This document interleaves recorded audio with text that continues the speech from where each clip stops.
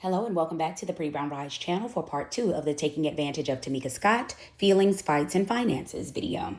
If you recall, where we left off was we were talking about how the group had officially disbanded in 99, and we were picking up at around 2004, where Tasha had called her sister, begging for her to come back to the group or to get the group back together. They got together with Keisha Baby Miles and even the new iteration of Xscape as a foursome, with Kandi taken out, being forced to sign a leaving member notice, and her lookalike, Keisha Baby Miles, being put in her place.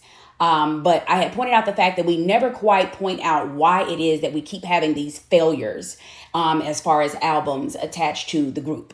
Another thing that we don't talk about fairly, though, is even in particular in this article, when they say things like, made it seem as though, they had to eventually try somebody else because Kandi never would want to come back to the group just because of her solo success. What I'm getting ready to prove to you by making the start timelining, that's not quite correct. So this whole using Kandi as a scapegoat, we're going to have to stop that now. So let's go back in time. So what we're going to do is talk about how many times the group nearly broke up or at least was put on pause or interrupted before we got to 99. And we're going to start with the most obvious thing, which is Tamika being pregnant after their first album drops in 1993. Tamika has her baby in 1994. In 94, after the album is dropped in 93, in 94, they go on tour with R. Kelly, where LaTocha meets Rocky in 94. And they get married, and I'm putting that in air quotations, in 1995, right? So let's get that timeline again. 93, first album. 95, second album. 95 is also when they get air quotations married. And then what happens in 1996? Zonique Pullins happens in 1996 because Tiny got pregnant and had a baby in 96. And then after that, in 1997, LaTocha and Rocky have a baby. Okay, so now we're all the way up to 1997 with those three members having their children. And then in 1998, Traces of My Lipstick drops, which is their third and final album.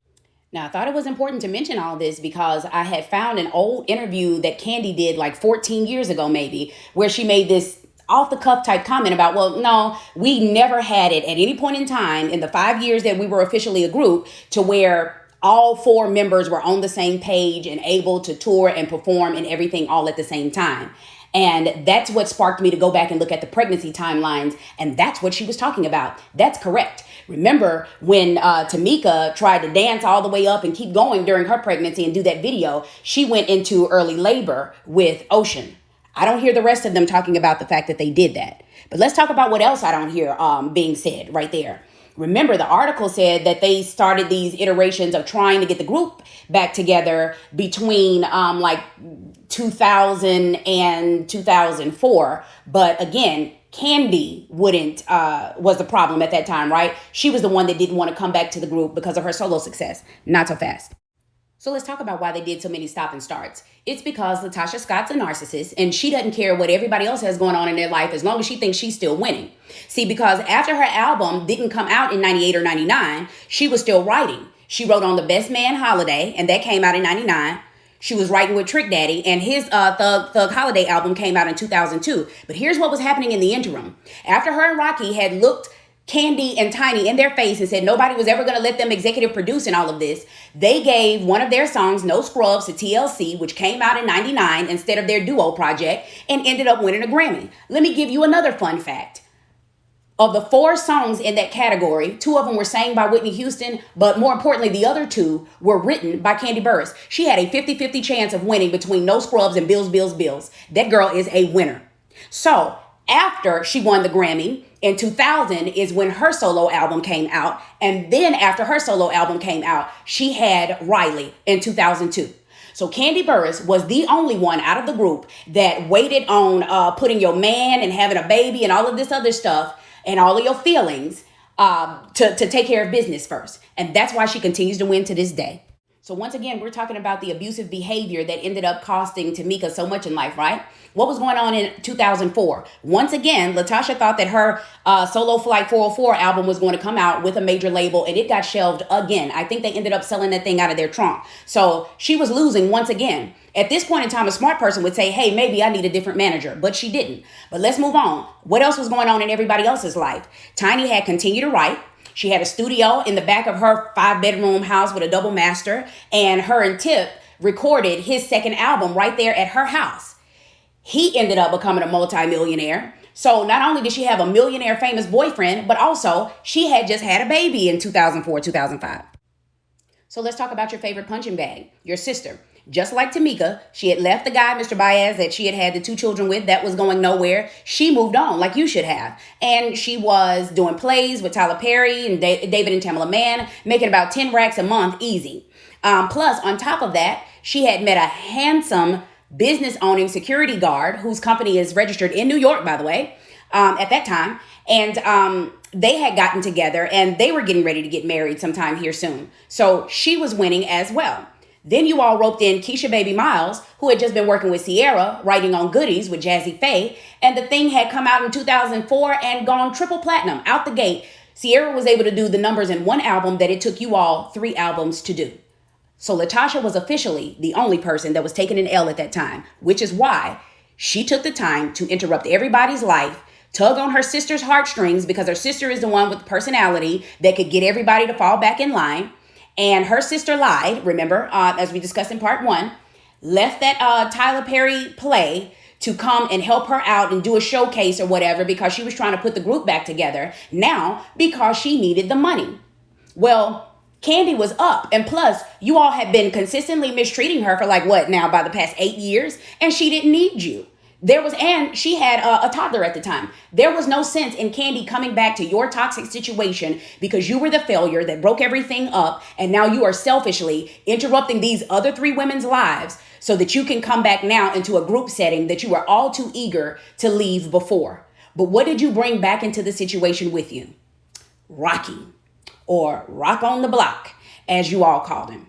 So Rocky comes in and tries to come with the flim-flammery again and tries to get the deal for the new iteration of Xscape done under his little made-up company that he claimed to be associated or affiliated with or have a distribution deal through a major company like Columbia, like a major label or something like that. That's never been confirmed, by the way.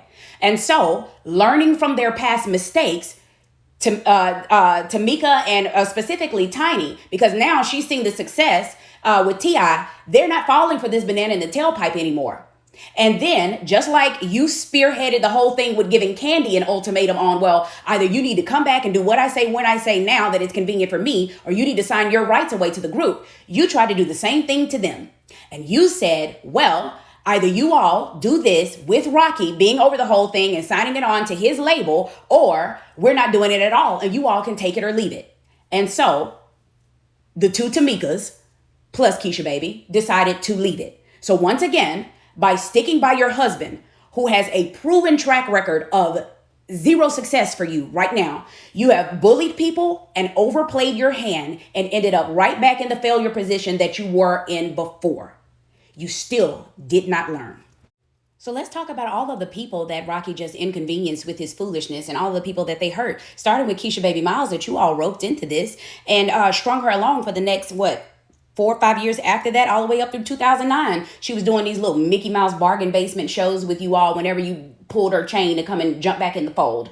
And she didn't deserve that. And it would also make you kind of wonder, what in the world would a young pretty girl like that do, just wasting her time running around with this merry band of losers? Yeah, well, I have a theory on that, but we'll come back to that later. Let's talk about your sister and what all you really cost her, because it's not just about the finances, which when you think about it, the financial cost to her was extremely huge. Okay. It's also about the connections in the industry. Understand this, that in all things in life, but in particular with this industry that is notoriously fickle, you're only as good as your last project. And also you're only as good as your reputation.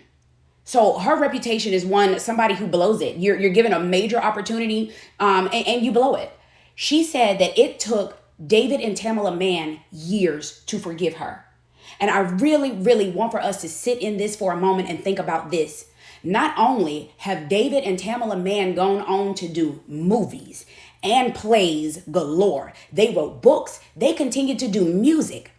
So Tamela Mann, who's now became a Grammy winning singer years later. Think about this. Tamika at her core and at her genesis is a singer and songwriter. She could have been singing background vocals for Tamela on all her projects. She could have been writing songs for her, not to mention all of the different plays and TV shows and movie opportunities that she missed out for years on with Tyler Perry because of this foolishness. I think she was finally able to get back into their good graces in time to write a song or two for like Daddy's Little Girl. I think that was her way back in. That was the bone that he tossed her, which was extremely kind of him. But look at what all she lost in the meantime and in between time. And like I said, that was really a crumb, because now we're making it to the point that really turns my stomach. See, after their run for a few years in 2004, with Meet the Browns as a play, in 2008, it was a movie. And that movie had the likes of Rick Fox. It had legends like Jennifer Lewis and the Angela Bassett in it. And then it gets even worse, because after that, by 2009, it was a television show that was on TV for 5 seasons. I want to make sure that we're clear here.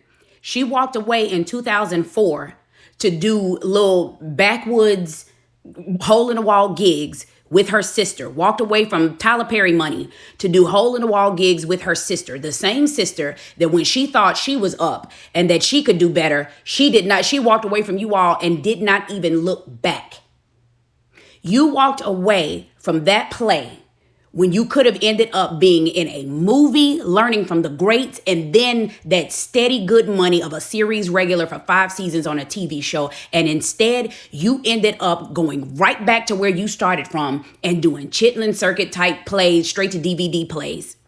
While the irony in that is all of your other ex-group mates, and I do mean all of your other ex-group mates, ended up being on TV. But it was reality TV.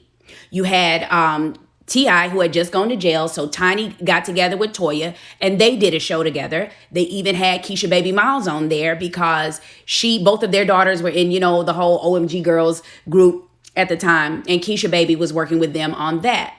And then you had your former bestie, Candy, ended up being the longest running housewife in Housewives history with the most spinoffs of any other housewife in Housewives history. They did it big. But also, in 2012, even your other former group mate ended up on her own reality TV show. But it was way different from Tiny and Toya. And she wasn't working with OMG Girls anymore, but it was definitely an OMG involved. She ended up on a show called Pregnant and Dating in 2012. Now, this is where it gets weird. I thought it was bizarre that she alluded to the fact that the father of that child had ties to the music industry like she did, but she was just very well aware that he was, in a later interview, she referred to him as a loser after the baby was born, but also that she wasn't going to be able to be a family with him. Also, this was in like the 2012, 2013 timeframe is when she was pregnant and had this baby because he was a preemie, came early, spent time in the NICU, which is one of those emergencies to where, I don't know, somebody might need an extra amount of money, and might even take it from a relative because you just never know what a person was going through at that time. I also thought that it was weird that this is the time frame where Tasha is living with her mom and she's gearing up to start filming for R&B Divas season 2. And there's a series of interviews where she is with or without a ring, and she's alluding to what she would do differently if she could go back in time in her career when she was in Xscape is she wouldn't trust somebody to handle things for her who presented himself to be trustworthy. This is all while she's trying to release a song and an album. One of the songs is called Bad Timing, and it's about being with a man and loving him while he has put you on the shelf. But anyway, like I was saying, I'll get into more details about the connections as far as addresses, being pregnant twice, but then this is the only baby that was actually born, which, and then the addresses that are very close by to him. You know, some of the things that I just thought it was bizarre that the mistresses said, you know, to Tasha K. It's a weird coincidence is all I'm saying. But I'm sure that it's somebody in Atlanta who knows everybody and knows all about them and can drop down in the comments and tell us who the actual father of her child is. It's just that when you put that baby's picture up against the child that he claims and a child that traces back to his former Chicago address in 1993. Because remember, he met R. Kelly in 1994, went on tour with him, and then that's where he met Tasha, and then they were married, air quotations, married in 95, which means that this son, who just so happens to favor Keisha Baby's son and the son that they claim, the basketball player. Also, what's weird is Keisha Baby's little boy also plays basketball. I just thought that was it's just a bunch of weird coincidences. So somebody please drop down in the comments and tell us who the father of Keisha Baby's son is. We'll greatly appreciate that. But back to Rocky and Tasha and that alleged marriage and that time frame. I just thought that it was weird that I don't ever remember anybody in Xscape talking about going to their wedding that should have happened in 1995, right? Because Jamin, however you pronounce his name, the son that they claim was born in 97. But in a recent interview, their father, and we're also going to talk about that in the next video, about this toss-up as to whether or not he was actually a part of their lives. I think I have some proof from earlier interviews that will actually answer that question for you. And we'll do that. I guess I'll just go ahead and make it a part 3. But the reason why I question the air quotations marriage is not just because I'm noticing in a lot of those interviews in 2012, 2013, when they were gearing up for R&B divas, that wedding ring is sometimes is there, or that ring on her finger sometimes is there, sometimes it's not. But then also, once I noticed that in the old footage from like over 10 years ago, I looked on the show and I noticed that sometimes she's wearing a ring and sometimes she's not. As it pertains to Rocky, though, I don't think I've really caught him wearing a ring, right? That's bizarre. But also, nobody's ever spoken about the group going to her wedding or being a part of her wedding. They should have been bridesmaids, right? I just thought that was odd, too. So let's listen to their father's answer when an interviewer asked, did Rocky come to you as a man and asked for Tasha's hand in marriage? This was his bizarre answer. He did that in front of my whole church, but he didn't ask me. And the whole church said, wow, that was an embarrassing situation. Did you see what he just said? I didn't address it. I didn't, raise sand. I didn't act up. I don't know anything about a check. And isn't that sad? I'm the daddy, but I'm sure mom know, but I don't know about any check. I can't tell you today that Rocky and Tasha got married. I just know that he has identified himself as her husband. So I don't know these things. I couldn't prove documents of when they were married or about a check or about this. You see what I'm saying? Don't you think that that's awful bizarre for somebody's father to say? But also, another thing that he says in that interview is the fact that for LaTocha to claim on the show that he was never there, or for them to say, be telling people that he didn't pay child support and things of that nature, she sure didn't mind coming back to him several times as an adult with her hand out to borrow money. One of the things, well, I won't say borrow money, just get it from him. That's your dad. I doubt that you paid him back. But the point is this. Sis, you're an adult and you have an entire grown husband. And mistresses aside, saying that he keeps, apartments for them and things of this nature and keeps them close by and whatever. He's always talking about how successful he is. You keep trying to hype him up as to being so successful. Where's y'all's money? Throughout all of this time frame, where was you all's money? It just does not make sense. And you know what else doesn't make sense? The level of arrogance that each of them have, that level of narcissism that they have, and the confidence that they have in each other, when I can't think of any one real success that they've been able to have, just the two of them. I just don't understand where this comes from.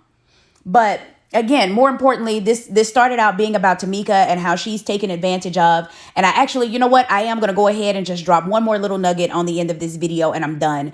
And it's going to be, remember I alluded to in part 1, because I heard Tamika say on the show when she was crying about how much she takes care of her sister and how far she goes. And she says, I could have been in jail. Like I could have gone to prison, or I could have lost my freedom taking care of my sister.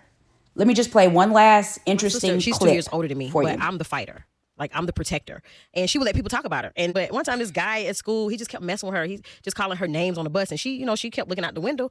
And I was like, okay, I'm gonna get him. So we got the bus.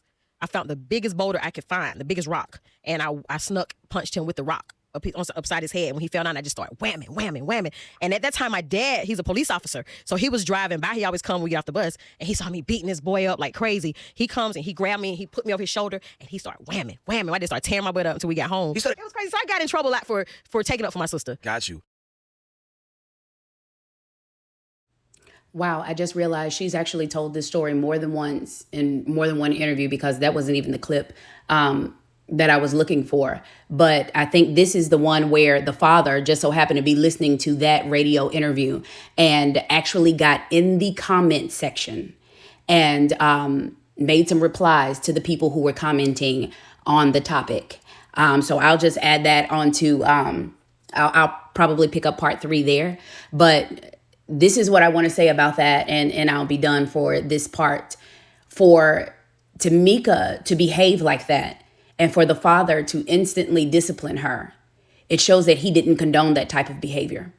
But it also makes you wonder, now, where did she get that from? Where did that sponge, as a little girl, get that from that made her think that that type of behavior was okay and that's something that she had better do for her sister?